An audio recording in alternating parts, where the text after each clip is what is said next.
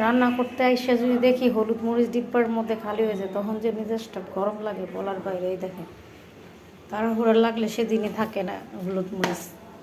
এই হলুদ মরিচ ডালতে যাওয়ার একটা বিরক্ত লাগে বলার বাইরে।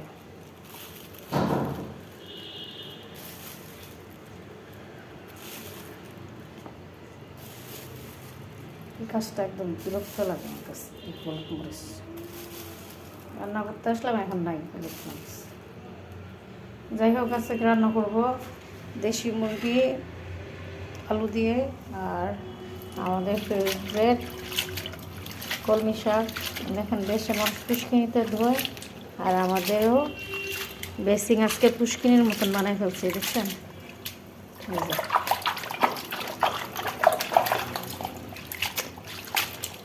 ঢাকার মধ্যে নিয়ে মানুষ পুষ্কিনির মধ্যে ধোয় না, আজকে আমরাও বেসিংয়ে পুষ্কিনির মতন বানায় ঝাঁকার মধ্যে নিয়ে এরকম ধরছি। ভিজিয়ে রাখছি, শাকে অনেক কিছু ভালো থাকে তার জন্য। তো আজকে এই রান্না করব।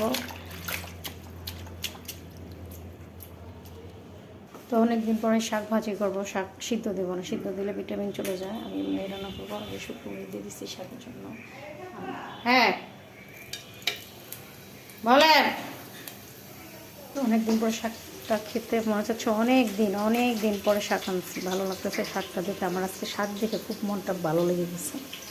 তো আমি এখানে যে মুরগি রান্নার জন্য বসাই দিলাম, একটু এলাচি দারচিনি দিলাম।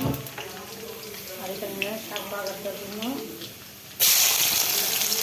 দেশি মুরগি দিয়ে আলু দিয়ে ঝোল রান্না করবো। আদা রসুন দিয়ে দিলাম, আর এটা শাকের জন্য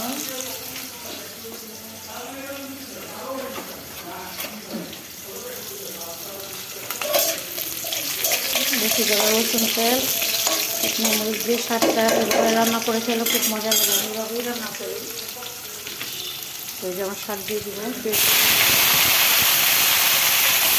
আজকের ভিডিওটা আপনাদের ভালো লাগবে,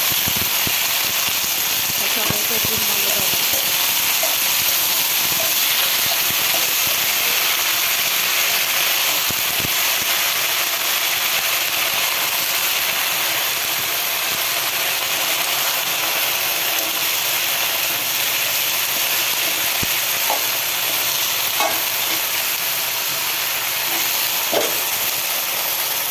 এই যে মাংস আলু একসাথে কষাই করবো, মশলা কষানো শেষ হয়ে গেছে।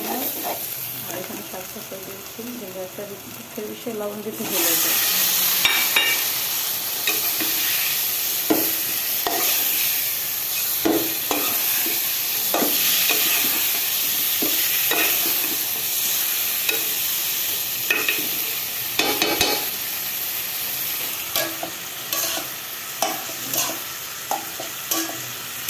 শাকটা আমি এভাবে ভাজি করবো, ঢেকে দিব না, তাহলে সবুজ সবুজ কালারটা চলে যাবে। তারপরে কোনটা শেষ করলাম, ভালো থাকলাম, বাই বাই, টাটা।